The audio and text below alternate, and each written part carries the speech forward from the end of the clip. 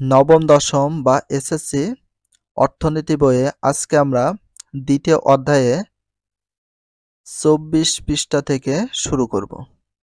আয় সঞ্চয় বিনিয়োগ বিষয় নিয়ে আলোচনা করব। আর কিভাবে পড়তে হয় সেটা তো বলা হয়েছে, বাট তোমাদের অবশ্যই বুঝে বুঝে পড়তে হবে আর প্রতিটা লাইন বোঝার চেষ্টা করতে হবে কি বোঝানো হয়েছে। আর এর ভিতরে যেগুলো এমসিকিউ শর্ট কোশ্চেন এবং আমাদের যেহেতু কি আসবে, সৃজনশীল থাকবে, শর্ট কোশ্চেন থাকবে, সে অনুযায়ী খুব ভালো করে প্রতিটা লাইন বুঝে বুঝে পড়ার চেষ্টা করতে হবে। তো প্রথমে শুরুতে আছে আয়। তো প্রথমে সঞ্চয়, আয়, বিনিয়োগ এগুলো আমরা পড়ব। আয়, উৎপাদনে কোনো উপকরণ ব্যবহারের জন্য উপকরণটি বা এটির মালিক একটি নির্দিষ্ট সময়ে যে অর্থ পায় তাকে আয় বলে। মানে আয় কাকে বলে এটা অর্থনীতির ভাষায় বলা হয়েছে, উৎপাদনে কোনো উপকরণ ব্যবহারের জন্য উপকরণটি বা এটির মালিক একটি নির্দিষ্ট সময়ে যে অর্থ পায় তাকে আয় বলে। আয় কাকে বলে? এটাকে শ্রমের জন্য প্রাপ্ত আয়কে মজুরি বলে। এবার মজুরি কাকে বলে? অবশ্যই এটা ভালো করে পড়তে হবে। এটা একটা কোশ্চেন, শ্রমের জন্য প্রাপ্ত আয়কে কি বলা হয়? মজুরি বলে। আর একটা কোশ্চেন, মজুরি কাকে বলে? শ্রমের জন্য প্রাপ্ত আয়কে বলা হয় মজুরি। জমির জন্য প্রাপ্ত আয়কে খাজনা বলে। জমির জন্য আমরা যে আয়টা দিই সেটাকে কি বলা হয়? খাজনা। তাহলে জমির জন্য প্রাপ্ত আয়কে বলা হয় খাজনা। খাজনা কাকে বলে? জমির জন্য প্রাপ্ত আয়কে খাজনা বলে। এখানে আমরা ৩-৪টে কোশ্চেন পেলাম। ধার করা অর্থ বা পুঁজি ব্যবহার করার জন্য পুঁজির মালিককে যে সুদ দেওয়া হয় সেটি তার আয়। এছাড়া উদ্যোক্তা সব খরচ মিটিয়ে যে আয় করেন সেটি তাকে বলা হয় মুনাফা। একজন উদ্যোক্তা তার সব খরচ মিটানোর পরে যে লাভ হয় বা লাভবান হয় সেটিকে আমরা কি বলে থাকি? মুনাফা বলা হয়। এটা কিন্তু ভালো একটা কোশ্চেন, অবশ্যই ভালো করে দেখে পড়ে নিতে হবে। আমরা যেগুলো ইম্পর্টেন্স কোশ্চেন আছে সেগুলো অবশ্যই দেখে দেব। সঞ্চয় কাকে বলে? মানুষ আয় করে ভোগ করার জন্য। ভবিষ্যতের কথা ভেবে বর্তমান অর্জিত আয়ের পুরোটাই মানুষ ভোগ করে না। আয়ের একটি অংশ রেখে দেয় কোনো আর্থিক প্রতিষ্ঠানে। এই রেখে দেওয়ার অংশের নাম সঞ্চয়। তাহলে সঞ্চয় কাকে বলে? আমরা নিজের ভাষায় বলতে পারি, মানুষের প্রয়োজনে দ্রব্য ভোগ করার পরে বা মানুষের প্রয়োজনে কোনো কিছু পাওয়ার পরে অতিরিক্ত হিসাবে যে অর্থ আমরা সঞ্চয় করি বা জমা রাখি সেটাকে আমরা কি বলতে পারি? সঞ্চয়। ধরো তোমার বাবা এক মাসে ১০,০০০ টাকা বেতন পান, ৯,০০০ টাকা তোমাদের পরিবারের জন্য ব্যয় করেন। এখানে তোমার বাবা ১,০০০ টাকা সঞ্চয় করেন। এর সঞ্চয়ের ধারণাটি সমীকরণ দিয়ে বোঝানো যায়। তো সমীকরণের একটা সূত্র আছে, অবশ্যই তোমাদের সূত্রটা মেমোরাইজ করতে হবে। এই সঞ্চয় এসতে বলা হয় কি? সঞ্চয়। তো এসতে আবার সঞ্চয় কিভাবে হয়? এসতে আমরা সকলে জানি save, S A V E, save. Save মানে কি? সেভ মানে সঞ্চয় বা জমা রাখা। আর এখানে আই ইংলিশ হচ্ছে আর্ন, ওয়াই ই এ আর এন, আর্ন। তো আমরা আর্ন বানান জানি কি? ই আর এন। আর্ন মানে কি করা? আর্ন মানে আয় করা বা উপার্জন করা।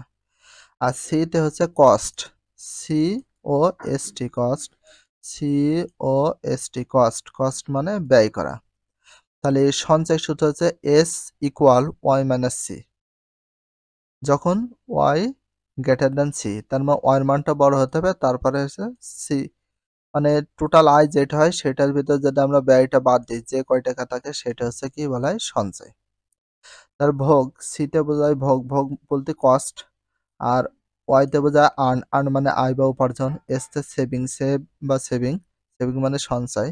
তো অবশ্যই ফর্মুলাটা মেমোরাইজ রাখতে হবে।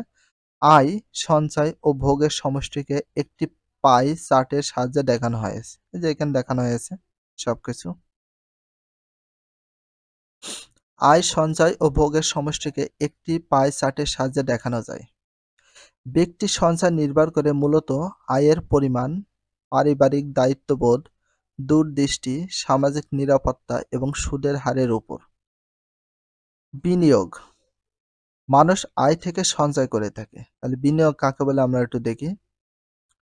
মানুষ আয় থেকে কি করে থাকে? সঞ্চয় করে থাকে। মানুষ যতটা আয় হয় তার থেকে আমরা কিছু টাকা যে রেখে দিই, সব ব্যয় না করে সেটা হয়ে যাবে কি? সঞ্চয়। সঞ্চিত অর্থ যখন উৎপাদন বাড়ানোর কাজে ব্যবহৃত হয় তাকে বিনিয়োগ বলে। খালি বিনিয়োগ কাকে বলে? ২ টা কোয়েশ্চেন পাবো। বিনিয়োগ কাকে বলে? একটা, আর সঞ্চিত অর্থ যখন উৎপাদন বাড়ানোর কাজে ব্যবহৃত হয় তখন তাকে কি বলে? বিনিয়োগ বলে। তাহলে বিনিয়োগ কাকে বলে? বিনিয়োগ বলতে কি বোঝায়? এভাবে প্রশ্নটা থাকতে পারে। সঞ্চিত অর্থ যখন উৎপাদনে বাড়ানোর কাজে ব্যবহৃত হয় তখন তাকে বলা হয় বিনিয়োগ। ধরো একটি নির্দিষ্ট সময় একটি কারখানায় ১ লক্ষ টাকার মূলধন সামগ্রী আছে। মনে করো একটা কারখানায় ১ লাখ টাকার জিনিসপত্র আছে। উৎপাদন বাড়ানোর জন্য আরো ৫০,০০০ টাকার মূলধন সামগ্রী ক্রয় করা হলো। সেখানে আরো টাকার পরিমাণ বাড়িয়ে দিয়ে টাকা বেশি উপার্জন করার জন্য আরো ৫০,০০০ টাকা সেখানে জিনিসপত্র কিনলো। অতিরিক্ত এ ৫০,০০০ টাকা হলো বিনিয়োগ। তাহলে অতিরিক্ত যে ৫০,০০০ টাকা দেয়া হচ্ছে, মানে জিনিসপত্র কেনার জন্য বেশি লাভবান করার জন্য ওইটাকে বলে বিনিয়োগ। বিনিয়োগের মাধ্যমে উৎপাদনের পরিমাণ বাড়ে এবং অর্থনৈতিক উন্নয়ন সম্ভব হয়। তাহলে বিনিয়োগের মাধ্যমে উৎপাদনের পরিমাণ বাড়ে না কমে? অবশ্যই বাড়ে। যত বিনিয়োগ করবা তত উৎপাদন বাড়বে। তাহলে বিনিয়োগের মাধ্যমে উৎপাদনের পরিমাণ অবশ্যই বাড়ে। অর্থনৈতিক উন্নয়ন সম্ভব হয়। অর্থনৈতিক উন্নয়ন করা সম্ভব আসলে হয়। বিনিয়োগের অর্থনীতি সমৃদ্ধি আনে এরকম ৪টি ক্ষেত্র উল্লেখ করো। ২.৫ এ কি আছে একটু দেখি। অর্থনৈতিক কার্যাবলী ও অ-অর্থনৈতিক কার্যাবলী। বেঁচে থাকার জন্য মানুষ নানাবিধ কাজ করে। অবশ্যই প্রতিটা মানুষ বেঁচে থাকার জন্য বিভিন্ন রকম কাজকর্ম করে। এসব কাজের মূল লক্ষ্য হলো জীবিকা সংগ্রহ করা। আমরা যেসব কাজ-টাজ করি সেগুলোর মূল উদ্দেশ্য এখানে বলা হয়েছে জীবিকা নির্বাহ করা। মানে টাকা পয়সা উপার্জন করে খাবার-দাবার খাওয়াটা আমাদের মেইন উদ্দেশ্য। জীবিকার জন্য কেউ কলকারখানায়, কেউ অফিস বা কেউ জমিতে কাজ করে। জীবিকা সংগ্রহ ছাড়াও মানুষ খেলাধুলা, চিত্র বিনোদন বা সন্তান প্রতিপালনের মতো কাজও করে। আবার অনেকে সমাজ বিরোধী কাজের সাথেও জড়িত থাকে। উপরের সবগুলো কাজকে আমরা অর্থনৈতিক কাজ বলবো না। উপরে এ কার্যাবলী আমরা দুভাগে ভাগ করি। তাহলে উপরের যে কার্যাবলী আছে সে কার্যাবলীকে আমরা ২ ভাগে ভাগ করি। একটা হচ্ছে অর্থনৈতিক কার্যাবলী আর একটা হচ্ছে অ-অর্থনৈতিক কার্যাবলী। তাহলে আমরা অর্থনৈতিক কার্যাবলীকে কয় ভাগে ভাগ করি? ২ ভাগে ভাগ করি। এটা ভেরি ইম্পর্টেন্স। অবশ্যই দেখে রাখবা এবং ভালো করে মেমোরাইজ করবে। অর্থনৈতিক কার্যাবলী কত প্রকার? ২ প্রকার। একটা অর্থনৈতিক কার্যাবলী, একটা অ-অর্থনৈতিক কার্যাবলী। অর্থনৈতিক গুরুত্বপূর্ণ ধারণাসমূহ। ক নাম্বার, অর্থনৈতিক কার্যাবলী বলতে কি বোঝায়, কেমন কি সেটা দেখি। মানুষ জীবিকা সংগ্রহের জন্য যে কার্যাবলী করে তাকে অর্থনৈতিক কার্যাবলী বলা হয়। এখানে ২টা কোশ্চেন আছে। অর্থনৈতিক কার্যাবলী কাকে বলে? অবশ্যই এটা দেখে রাখবা। আরেকটা কোশ্চেন, মানুষ জীবিকা সংগ্রহের জন্য যে কার্যাবলী করে থাকে তাকে কি বলে? তাকে বলে অর্থনৈতিক কার্যাবলী। তার মানে ২টা কোশ্চেন পেলাম। নিজেরা প্রশ্ন করবে, নিজেরা উত্তর দেব, তাহলে বেশি মনে থাকবে। অর্থনৈতিক কর্মকাণ্ডের মাধ্যমে মানুষ অর্থ উপার্জন করে। তাহলে কিসের মাধ্যমে মানুষ অর্থ উপার্জন করে? অর্থনৈতিক কর্মকাণ্ডের মাধ্যমে। কর্ম বলতে কাজ। তো অর্থনৈতিক কার্যাবলী আর অর্থনৈতিক কর্মকাণ্ড একই। মানুষ অর্থ উপার্জন করে কিসের মাধ্যমে? অর্থনৈতিক কর্মকাণ্ডে। কর্মকাণ্ড বলতে কর্ম মানে কাজ। জীবন ধারণের জন্য তা ব্যয় করে। যেমন শ্রমিকরা কলকারখানায় কাজ করে, কৃষকেরা জমিতে কাজ করে, ডাক্তার রোগীদের চিকিৎসা করে, শিল্পপতিরা শিল্প প্রতিষ্ঠান পরিচালনা করে। এগুলো হলো অর্থনৈতিক কাজ। তাহলে শ্রমিকরা যাই করুক সেটা হচ্ছে কলকারখানায় কাজ করুক, কৃষি জমিতে কাজ করুক, ডাক্তার রোগীর সেবা চিকিৎসা করে, শিল্পপতিরা শিল্প প্রতিষ্ঠান পরিচালনা করে, সবগুলোকে বলা হয় অর্থনৈতিক কাজ। মানুষের অর্থনৈতিক কর্মকাণ্ডের মূল প্রেরণা হলো দ্রব্য সামগ্রীর অভাব পূরণ করা। এখানে একটা ভেরি ইম্পর্টেন্স একটা কোশ্চেন আছে। অনেকগুলো কোশ্চেন আছে। মানুষের অর্থনৈতিক কর্মকাণ্ডের মূল প্রেরণা হলো কি? দ্রব্য সামগ্রী প্রেরণ করা। তাহলে দ্রব্য সামগ্রী প্রেরণ করা কি মানুষের অর্থনৈতিক মূল প্রেরণা। নতুন দ্রব্য ও সেবা পণ্য সৃষ্টি করা। তাদের নতুন দ্রব্য তৈরি করা অথবা সেবা পণ্য তৈরি করা। পণ্য বলতে যে কোনো দ্রব্য বা সেবা একই। পণ্য জিনিসপত্রকে বোঝানো হয়। খ অ-অর্থনৈতিক কার্যাবলী, যে সমস্ত কর্মকাণ্ডের মাধ্যমে অর্থ উপার্জিত হয় না এবং তার জীবন ধারণের জন্য ব্যয় করা যায় না তাকে অ-অর্থনৈতিক কর্মকাণ্ড বলে। তাহলে অ-অর্থনৈতিক কর্মকাণ্ড কাকে বলে অবশ্যই তোমাদের জানতে হবে। এখানে দুইটা কোশ্চেন আছে, দুইটা কোশ্চেনের অ্যান্সারে আমরা দেখব, দাগে রাখব। অ-অর্থনৈতিক কার্যাবলী কাকে বলে? আগে দেখি, যে সমস্ত কর্মকাণ্ডের মাধ্যমে অর্থ উপার্জিত হয় না এবং তার জীবন ধারণ যে ব্যয় করা যায় না তাকে কি বলে? এখানে আর একটা কোশ্চেন, তাকে কি বলে? অর্থনৈতিক অ-অর্থনৈতিক কর্মকাণ্ড বলে। এখানে দুইটা কোশ্চেন, কাকে বলে বা অর্থনৈতিক কর্মকাণ্ড বলা হয়। এ ধরনের কর্মকাণ্ড মানুষের অভাব পূরণ করলেও অর্থ উপার্জনে ভূমিকা রাখতে পারে না।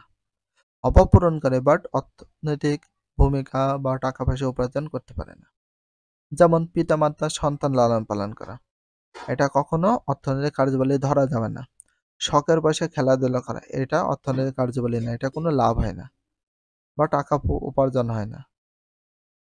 এই জন্য এটাকে অভাব পূরণ হয় কিন্তু টাকা পয়সা উপার্জন হয় না, এই জন্য এটাকে বলা হয় অ-অর্থনৈতিক কর্মকাণ্ড।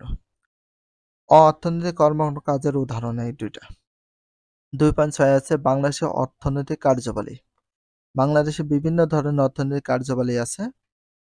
বাংলাদেশ দক্ষিণ এশিয়ার একটি উন্নয়নশীল দেশ। তাহলে বাংলাদেশ কেমন দেশ? উন্নয়নশীল দেশ। তাহলে বাংলাদেশ এশিয়ার একটি উন্নয়নশীল দেশের ভিতর কোন দিকে পড়ে? দক্ষিণ এশিয়া। কোন এশিয়ার দিকে? দক্ষিণ এশিয়ার দিকে পড়ে। এ দেশের অর্থনীতি 3টি খাতের উপর নির্ভরশীল। তাহলে বাংলাদেশের অর্থনীতি কয়টি খাতের উপর নির্ভরশীল? 3টি খাতের উপর নির্ভরশীল। অবশ্যই এগুলো দাগে রাখবা। তাহলে বাংলাদেশের অর্থনীতি কয়টি খাতের উপর নির্ভরশীল? 3টি খাত। সে 3টি খাত কি কি অবশ্যই মেমোরাইজ করে ফেলবা। একটা হচ্ছে কৃষি খাত, আর একটা শিল্প খাত, আর একটা সেবা খাত। অবশ্যই পড়তে হবে। তাহলে এদেশে অর্থনীতি কয়টি খাতের উপর নির্ভরশীল? 3টি খাতের উপর নির্ভরশীল। একটা হচ্ছে কৃষি, একটা শিল্প এবং সেবা। তবে সাম্প্রতিককালে জাতীয় আয়ে শিল্প ও সেবা খাতের অবদান ক্রমে বাড়ছে। জাতীয় আয়ে কৃষির অবদান ক্রমশ বাড়ছে, কমছে। তাহলে জাতীয় আয়ে কৃষির অবদান ক্রমশ কমছে না বাড়ছে? এখানে একটা কোশ্চেন যে জাতীয় আয়ে কৃষির অবদান ক্রমশ কি হচ্ছে? কমছে না বাড়ছে? কমছে। কৃষি সংক্রান্ত অর্থনৈতিক কার্যাবলী বিষয়ে আমরা একটু পড়ব। বাংলাদেশে মানুষের কর্মসংস্থানের দিক থেকে কৃষি এখন বড় খাত হিসেবে পরিচিত। তাহলে এখানে একটা কোশ্চেন, বাংলাদেশে মানুষের কর্মসংস্থানের দিক থেকে সবচেয়ে বড় খাত হিসেবে পরিচিত কোনটা? কৃষি। সবচেয়ে বড় খাত হিসেবে কোনটা পরিচিত? কৃষি। এটা দেখে রাখো। এদেশের শ্রম শক্তি প্রায় কত শতাংশ কৃষি কাজে নিয়োজিত? এখানে একটা প্রশ্ন, দেশের শ্রম যত শক্তি আছে, শ্রম শক্তিতে প্রায় কত পার্সেন্ট শ্রমিক কৃষি খাতে নিয়োজিত? 40.62%। 40.62%। এটা দেখে রাখো, প্রশ্ন করতে হবে নিচে এইভাবে, বাংলাদেশের শ্রম শক্তির প্রায় কত পার্সেন্ট শ্রমিক এ খাতে বলতে কৃষি খাতে নিয়োজিত? 40.62%। জনসংখ্যার প্রায় 63% মানুষ কৃষির সঙ্গে প্রত্যক্ষ পরোক্ষভাবে জড়িত। এখানে একটা প্রশ্ন, জনসংখ্যার প্রায় কত পার্সেন্ট মানুষ কৃষির সঙ্গে প্রত্যক্ষ পরোক্ষভাবে জড়িত? 63% মানুষ। 63% মানুষ। জমি চাষ, বীজ বপন, পানি সেচ, সার দেওয়া, কীটনাশক ওষুধ ছিটানো, ফসল কাটা, ফসল বিক্রয়, পশুপালন, মাছ চাষ, মাছ ধরা, মাছ বিক্রয়, হাঁস মুরগি প্রতিপালন, বিভিন্ন রকম তরি-তরকারি ও ফলমূল উৎপাদন বিক্রয়ের মতো কাজগুলো কৃষিখাতের অন্তর্ভুক্ত। শিল্প সংক্রান্ত অর্থনৈতিক কাজ বিষয়টা আমরা একটু পড়ি। কৃষির পরে শিল্প হচ্ছে বাংলাদেশের অর্থনীতির বড় খাত। তাহলে কৃষির পরে শিল্প হচ্ছে বাংলাদেশের একটি অর্থনীতির বড় খাত। এটা ভেরি ভেরি ইম্পর্টেন্ট। এখানে একটা প্রশ্ন, কৃষির পর বাংলাদেশের অর্থনীতির সবচেয়ে বড় খাত কোনটা? শিল্প। এখানে আর একটা কোশ্চেন, বাংলাদেশের অর্থনীতির বড় খাত কোনটি? শিল্প। তাহলে বাংলাদেশের অর্থনীতির বড় খাত কোনটিকে বলা হয়? শিল্পকে। আচ্ছা, কৃষির পর বাংলাদেশের অর্থনীতির বড় খাত কোনটিকে বলা হয়? শিল্পকে।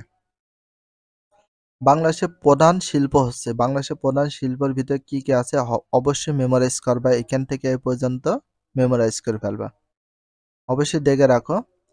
বাংলাদেশের প্রধান শিল্প হচ্ছে তৈরি পোশাক, বস্ত্র, পাট, তুলা, চা প্রক্রিয়াকরণ, কাগজ, নিউজ প্রিন্ট, সিমেন্ট, রাসায়নিক সার, হিমায়িত মৎস্য, হালকা প্রকৌশল। এইগুলো হচ্ছে বাংলাদেশের প্রধান শিল্প। অবশ্যই মুখস্থ করবা। বাংলাদেশের প্রধান শিল্পের ভিতরে এইগুলো রয়েছে, তার ভিতরে সবচেয়ে বেশি তৈরি পোশাক শিল্প। শিল্প খাতে নিযুক্ত শ্রমিকের শ্রম শক্তি বড় অংশ তৈরি পোশাক খাতে নিয়োজিত। এখানে একটা প্রশ্ন, শিল্প খাতে নিযুক্ত শ্রম শক্তির সবচেয়ে বড় অংশ কোন খাতে নিয়োজিত? সেটা হচ্ছে তৈরি পোশাক খাতে, সবচেয়ে প্রধান তৈরি পোশাক খাতে। এখানে আর একটা প্রশ্ন আছে, বাংলাদেশে অর্জিত বৈদেশিক মুদ্রার কত পার্সেন্ট তৈরি পোশাক খাতের অবদান? বাংলাদেশে যেটা বৈদেশিক মুদ্রা অর্জন করে, মানে আমদানি করা নয়, রপ্তানি করে, বাংলাদেশ থেকে সবচেয়ে বেশি পরিমাণ রপ্তানি হয় কোনটা? তৈরি পোশাক। আর বাংলাদেশে অর্জিত বৈদেশিক মুদ্রার ভিতরে তৈরি পোশাক থেকে আসে কত পার্সেন্ট? 75 থেকে 80%। এটা ভেরি ভেরি ইম্পর্টেন্স হিসাবে রেখে দাও। আমি যেগুলো দেখে দিয়েছি এগুলো সব করছেন, অবশ্যই তোমরা এভাবে দেখে পড়ে রাখবা। সেবা খাত। বাংলাদেশে অর্থনৈতিক অগ্রগতির সাথে সাথে সেবা খাতের গুরুত্ব বৃদ্ধি পাচ্ছে। এ খাতে রক্ষণাবেক্ষণ ও মেরামত, যেমন মেইনটেন্স অ্যান্ড রিপেয়ার্স। মেইনটেন্স মানে রক্ষণাবেক্ষণ আর রিপেয়ার্স মানে মেরামত করা। প্রশিক্ষণ, পরামর্শ দান অন্তর্ভুক্ত। বাংলাদেশে এ খাতের অন্তর্ভুক্ত সেবা সমূহ হচ্ছে গৃহ ব্যবস্থাপনা, পর্যটন, নার্সিং, শিক্ষকতা। এগুলো হচ্ছে গৃহ সেবা। এছাড়াও অনেক দর্জি আছে, কামার, স্বর্ণকার, কর্মকার, তাঁতি, কাঠুরিয়া, ফেরিওয়ালার কাজ করে। এইগুলোকে বলা হয় সেবা খাত। আর সেবা খাতের ভিতরে কি গৃহ ব্যবস্থাপনা, পর্যটন, নার্সিং, শিক্ষকতা, তারপরে দর্জি, কামার, স্বর্ণকার, কর্মকার, তাঁতি, কাঠুরিয়া, ফেরিওয়ালা কাজ। আরো কি আছে? প্রশিক্ষণ, পরামর্শদাতা, এগুলো, তারপর রক্ষণাবেক্ষণ বা মেরামত, এগুলোকে বলা হয় সবসময় সেবা খাত। কাজ, বাংলাদেশের মানুষের কৃষি সংক্রান্ত এবং কৃষি বহির্ভূত 10টি করে অর্থনৈতিক কাজের একটি তালিকা তৈরি করো। তো ভিডিওটা এখানে শেষ করছি। ভিডিওটা যদি ভালো লাগে অবশ্যই চ্যানেলে সাবস্ক্রাইব, পেজ হলে ফলো করে দিও। আর নেক্সট ভিডিও পাওয়ার জন্য অবশ্যই বেল আইকনটা অল করে রাখো, যাতে নিউ ভিডিও আপলোড দেওয়ার সাথে সাথে সর্বপ্রথম তোমাদের কাছে নোটিফিকেশনটা পৌঁছে যায়।